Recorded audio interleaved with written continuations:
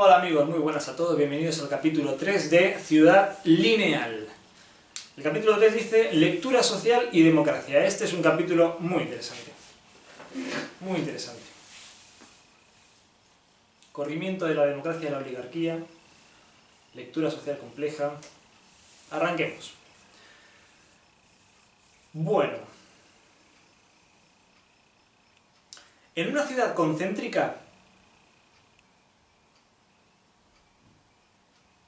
se van a generar, como en toda ciudad, ¿no? O sea, más allá de que sea concéntrica o lineal, se van a generar recursos económicos, recursos que va a gestionar un grupo representante de los ciudadanos, que son los políticos, y que son otras entidades, ¿no?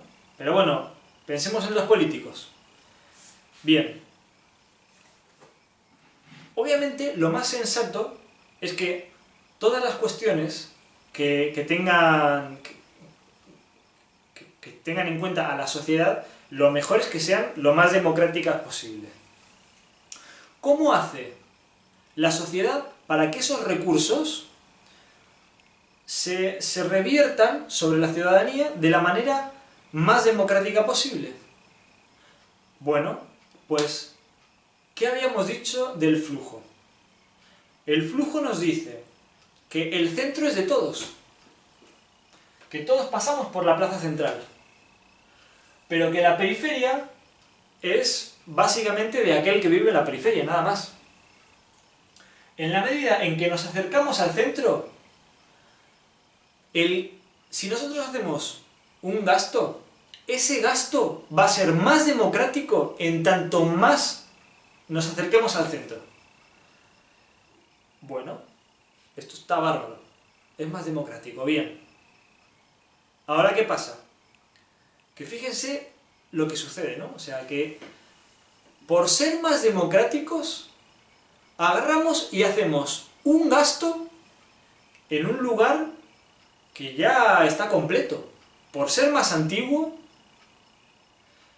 y por mover más recursos.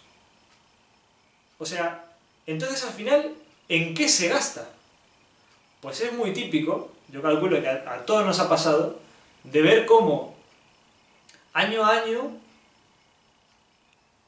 se mejora la cuestiones céntricas que muchas veces son casi irrelevantes, ¿no? O sea, se pintan nuevamente las calzadas, se cambian unas farolas que funcionaban, pero se ponen unas de diseño espectaculares, se riegan los jardines, se ponen fuentes, estatuas, se revierte un dinero en los espacios céntricos, muchas veces en cuestiones que no son importantes, pero es más democrático. Ahora bien, a veces en la periferia resulta que nos encontramos espacios donde no tienen ningún servicio, donde por no tienen quizá ni cloacas, ¿no? Bueno, esta es una cuestión que se da por la geometría. La geometría concéntrica, con el flujo interno que genera, provoca que al aplicar democracia, esta democracia se tuerza y se vaya para el lado de la oligarquía. Porque al final esos recursos, que son de todos, los vuelve a recaer sobre lo mismo de siempre. Sobre los que ya tienen todo. No estoy echando la culpa a nadie. No estoy señalando a nadie. Analizo la consecuencia de la geometría concéntrica. ¿Sí? Muy bien. Bueno. Les decía que este capítulo es muy interesante. Primer punto. Segundo punto. Lectura social compleja. Supongamos esta ciudad tiene un centro de salud.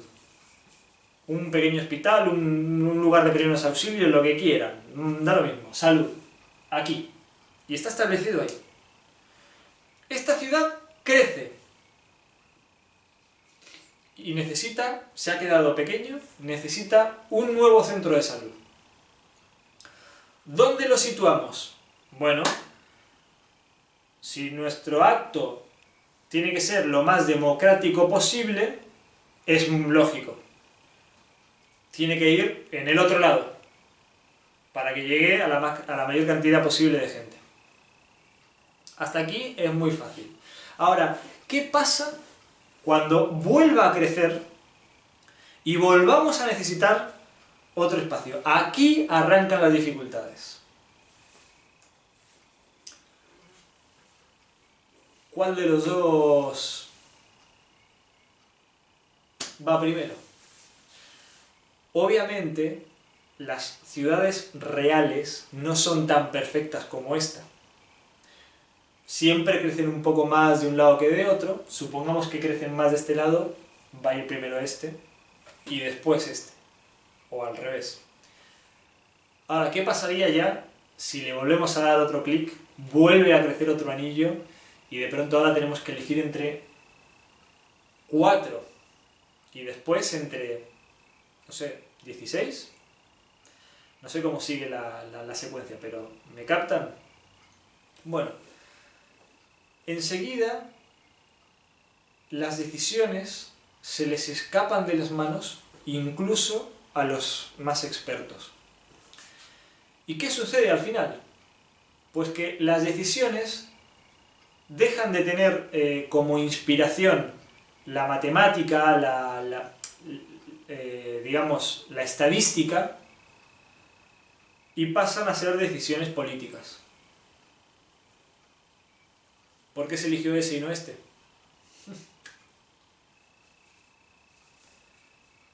Interesante, ¿no? Bueno, ¿qué pasa en la ciudad lineal? Supongamos algo, cualquier cosa, lo que sea, ¿eh? Lo que sea. Una escuela, una pizzería, una peluquería, un dentista, lo que sea.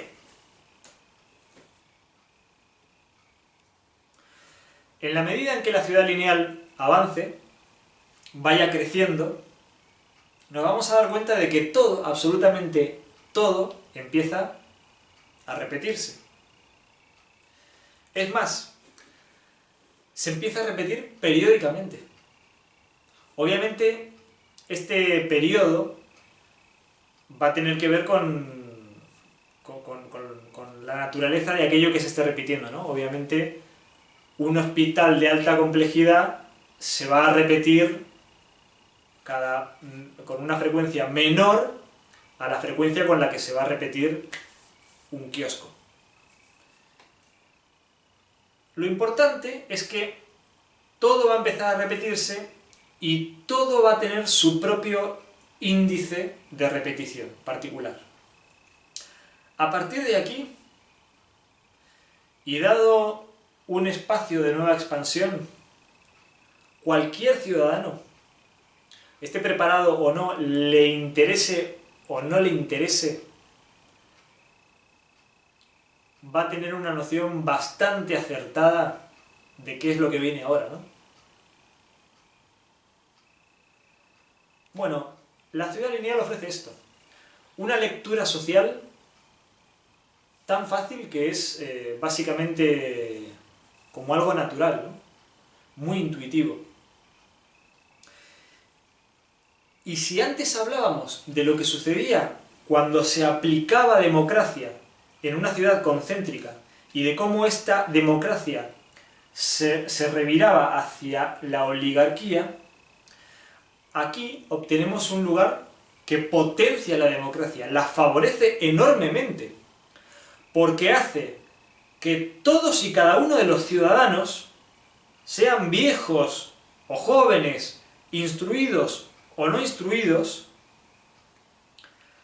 tengan un criterio que sea muy razonable, que de hecho va a ser muy razonable, va a ser para tener en cuenta, porque los reclamos, porque va a ser muy evidente si algo que se venía repitiendo cada X cantidad de calles no está viniendo, pues es un reclamo que muy lejos de la realidad no se va a encontrar, ¿no?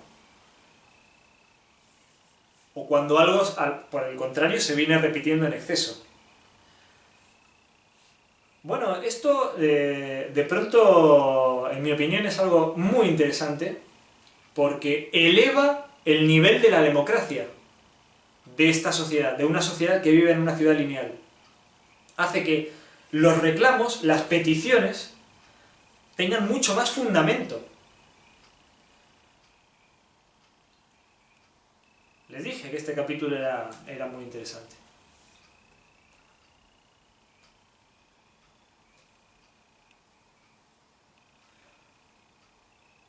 ¿Les parece que pasemos al cuarto?